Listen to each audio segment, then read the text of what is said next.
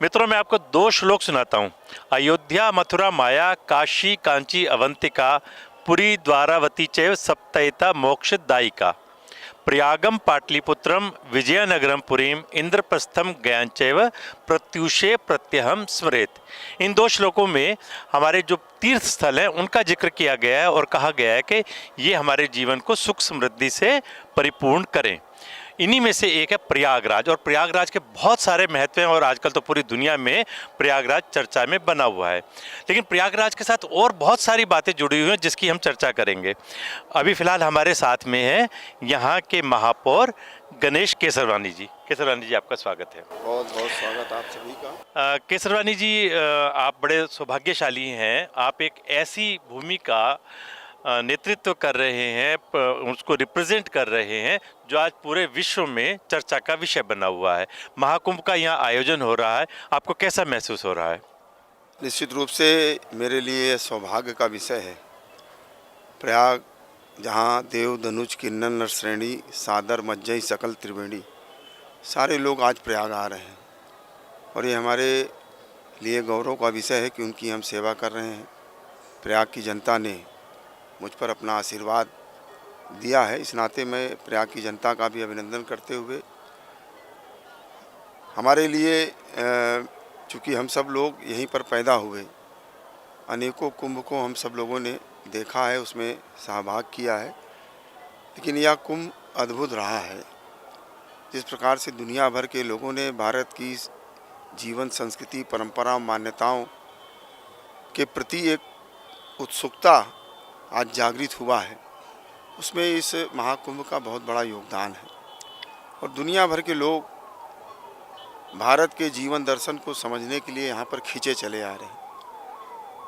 अगर एक शब्दों में कहा जाए कि भारत की सामूहिक शक्ति का प्रकटीकरण का कोई स्थान है तो प्रयागराज है। केसरवानी जी, हम आ रहे थे तो रास्ते में हमने देखा एक वाल्मीकि जी की बहुत बड़ी प्रतिमा लगाई हुई है।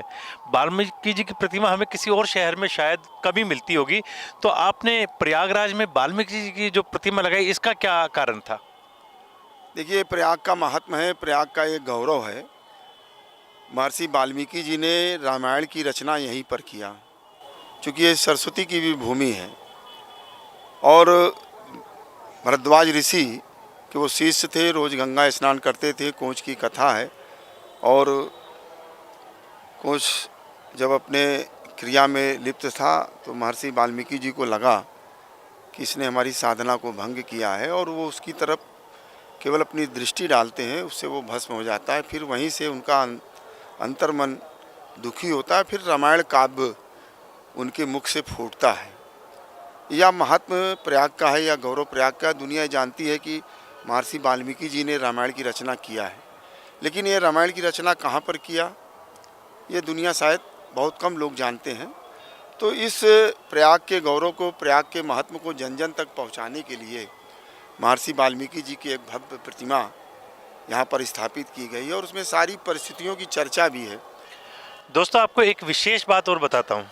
पंडित जवाहरलाल नेहरू देश के प्रथम प्रधानमंत्री थे, लेकिन प्रधानमंत्री बनने से पहले वो उस समय के इलाहाबाद, जो आज प्रयागराज है, यहाँ के मेयर रह चुके हैं और उसी स्थान के आज गणेश केसरवानी जी रिप्रेजेंट कर रहे हैं।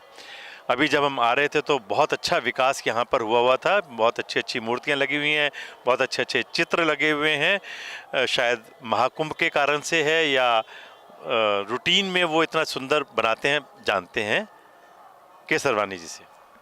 देखिए, प्रयाग अगर कहा जाए तो भारत की सांस्कृतिक राजधानी है। हर प्रकार के रंग आपको प्रयाग के अंदर दिखाई पड़ेंगे, जैसा हम देख भी रहे हैं। और केवल कुंभ के अवसर पर ही नहीं, 12 महीना तीर्थयात्री यहाँ पर आते हैं। एक महीने जब शंकर भगवान का सावन का महीना होता है तो इसी दशाश्वमेध घाट पर कांवरिये माँ गंगा का जल भरते हैं और लाखों की संख्या में लोग आते हैं।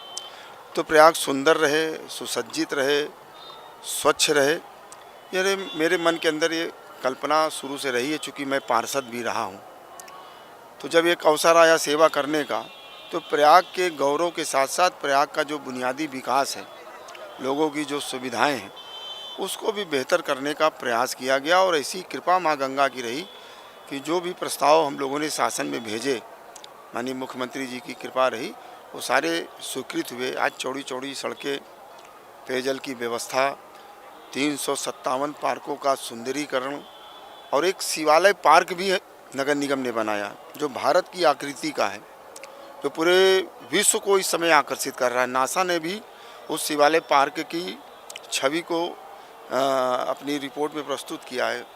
वो भारत की आकृति का, जहाँ 12 ज्योतिर्लिंग हैं, 4 धाम हैं, और भारत के जो विभिन्न केंद्रों में जो प्रमुख मंदिर हैं, उन सभी मंदिर को उसमें उस शिवालय पार्क में स्थापित किया गया है। ये भूमि ध्यानचंद जी की भी रही है, हरिवंश राय बच्चन जी की भी रही है, अमिताभ बच्चन जी की रही है और पंडित जवाहरलाल नेहरू जी की भी रही है। अभी इन दिनों में यहाँ जो महाकुंभ चल रहा है, करोड़ों लोग आ चुके हैं और करोड़ों अभी आने हैं, लेकिन दुर्भाग्य से एक घटना मौनी अमावस्या के दिन प्रातःकाल में हो गई। इसका आप क्या कारण समझते हैं और इसके बाद में प्रशासन ने क्या कदम उठाए? देखिए, इतनी बड़ी संख्या में विश्व की सबसे बड़ी आबादी वाला क्षेत्र आज प्रयागराज है, तो निश्चित रूप से तैयारियां बहुत व्यापक थी, विराट थी। तमाम अनुभवी अधिकारी भी लगाए गए थे जिन्होंने पहले भी कुंभ मेले का आयोजन किया है। शहर की जनता ने भी जो सुझाव अपने दिए थे, उन सब सुझावों को भी आत्मसात किया गया था। लेकिन दुर्भाग्य रहा कि एक घटना हुई जिसमें पूज्य तीर्थयात्रियों कुछ हताहत भी हुए। ये दुखद घटना थी और मैं कहना ये चाहता हूँ कि जितनी त्वरित गति से प्रशासन ने उस घटना को हैंडल किया और मात्र 15 मिनट के अंदर ही, चूँकि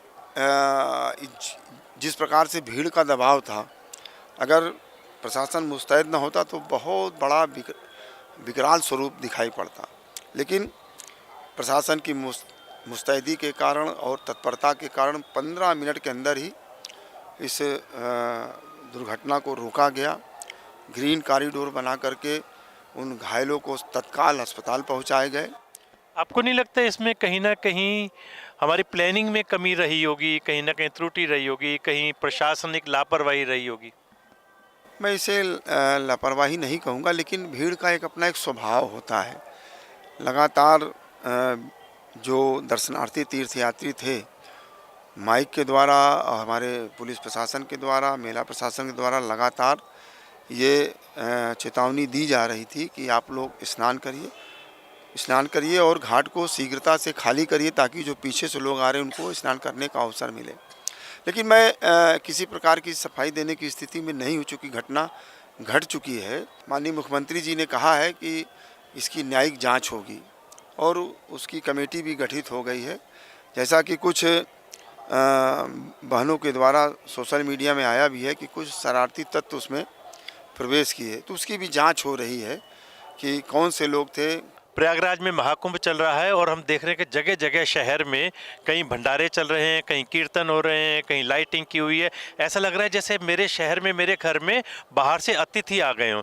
जैसे जब हम दिवाली मनाते हैं या हमारे घर पे कोई मेहमान आना होता है तो हम पूरी साफ सफाई करते हैं, सफ़ेदी करते हैं, पुताई करते हैं, नई पेंटिंग्स घर में सजा करके रखते हैं। कुछ ऐसा ही माहौल प्रयागराज में इन दिनों में देखने में आया है। बात करते हैं।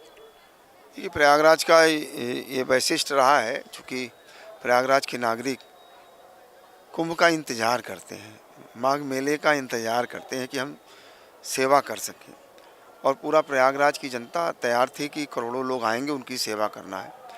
मौनी अमावस्या हो, पौष पूर्णिमा रही हो, खिचड़ी का त्यौहार रहा हो, या आने वाले जो अमृत स्नान है माघी पूर्णिमा तक और शिवरात्रि तक, विशाल भंडारे, हर 10 कदम पर भंडारे। और मैं तो कल रात भर घूमा हूँ पूरे शहर के अंदर। पूरे लोगों ने अपने घर खोल दिए, दरवाजे खोल दिए, अपने शौचालय खोल दिए, अपनी दुकानें खोल दी, अपने गोदाम खोल दिए। इतना भंडारा, इतना भंडारा, इतना भंडारा कि मैं शब्दों में व्याख्या नहीं कर सकता है। तीर्थयात्री स्वयं हाथ जोड़ने लगे कि नहीं भैया बस करिए, मैं खा चुका हूँ, मैं खा चुका हूँ। इस प्रकार से हमारे प्रयागराज के सम्मानित नागरिक बहनों भाइयों ने, व्यापारी साथियों ने सेवा करने का काम किया है। केसरवानी जी, आपने बिल्कुल ठीक कहा। मैं अपना अनुभव बताता हूँ। कल रात हम 2:30 बजे कहीं से रिकॉर्डिंग करके आ रहे थे, जगह जगह बैरियर लगे हुए थे। तो 4 बाइक वाले आए, हम 4 लोग थे, 4 बाइक वाले आए, कहने लगे भाई साहब आप काफ़ी दूर देर से शायद पैदल चल रहे हैं, चलिए कहाँ जाना है हम आपको छोड़ करके आते हैं। जब हमने उनसे उतरने के बाद पूछा कि कितने पैसे देने हैं, तो उन्होंने हाथ जोड़ दिए, कहने लगे भाई साहब हम तो सारी रात घूम रहे हैं यहाँ पर, और आप जैसे लोगों को जो चले जा रहे हैं चले जा रहे हैं चले जा रहे हैं, उनको हम अपनी बाइक पर बिठा करके दूसरी जगह ले करके जाते हैं। फिर मैंने आपको एक बार और मज़े की बताऊँ, जब हम यहाँ आ गए मैंने उनको कहा कि आपने इतनी सेवा की है और निस्वार्थ सेवा की है, आप हमारे साथ, रात का टाइम है, ठंड का टाइम है, आप एक कप चाय ज़रूर पी करके जाना। उसने हाथ जोड़ दिया, उसने कहा कि मैं चाय पी लूँगा, लेकिन आप बताओ आपके साथ चाय पीना ज़्यादा ज़रूरी है कि मैं इसी समय में और 4 यात्रियों को निकाल रहा हूँ। ऐसे आपके शहर के लोग हैं। निश्चित रूप बहुत बहुत नमन और वंदन है आपके शहर के ऐसे लोगों का जो इतनी निस्वार्थ सेवा में लगे हुए हैं। मैं अपने प्रयागराज के शहरवासियों का अभिनंदन करता हूँ जो उन्होंने जो हमारा ध्येय वाक्य है अतिथि देवो भव, उस ध्येय वाक्य को चरितार्थ करने का काम किया है। और ये बात सही है, बहुत सारे हमारे नौजवान रात भर उन लोगों ने, बाइक तो ठीक है, बाइक के साथ साथ लोगों ने टाली में लोगों को, तीर्थयात्रियों को, बुजुर्गों को, महिलाओं को, बच्चों को बैठाल बैठाल करके उनके गंतव्य जहाँ जहाँ पार्किंग थी वहाँ पर छोड़ने का काम किया। यानी अद्भुत सेवा का काम हमारे प्रयागराज के लोगों ने किया है।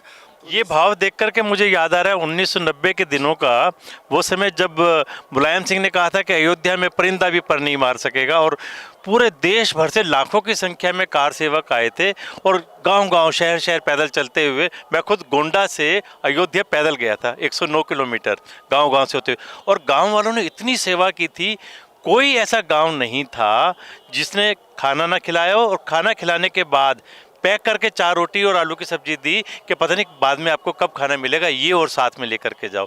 ऐसी भावना वास्तव में हमारी हिंदू संस्कृति, सनातन परंपरा जो है, वो साक्षात हमें गाँव में और यहाँ के लोगों में देखने को मिलती है। धन्य है यहाँ की भूमि जो इस तरह के परिवार और यहाँ के लोग रह रहे हैं। अब थोड़ी सी राजनीति की चर्चा करते हैं। आपका 1.5 वर्ष का समय महापौर के रूप में पूरा हुआ है।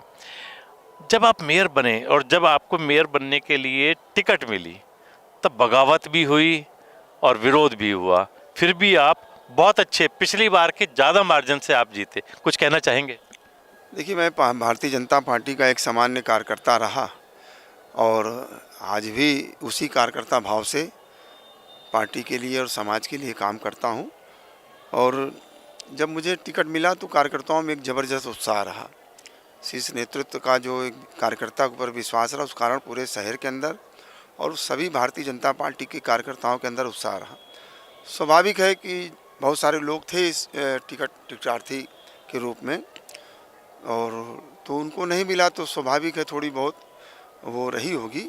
लेकिन हमारे भारतीय जनता पार्टी के नेताओं ने और हमारे कार्यकर्ताओं ने और शहर की जनता ने जो आशीर्वाद दिया, उसका परिणाम ये रहा कि भारतीय जनता पार्टी ने ऐतिहासिक जीत दर्ज की। और पहली बार महापौर तो 1,30,000 वोट से चुनाव जीता ही, साथ ही साथ 56 पार्षद भी जीत करके आए बहुमत के साथ। 100 में 56, यानी बहुमत के साथ हम चुनाव भी जीत के आए। इसके पहले भारतीय जनता पार्टी इतना पार्षद कभी नहीं जीत पाई थी। हमारे साथ थे प्रयागराज के महापौर गणेश केसरवानी जी।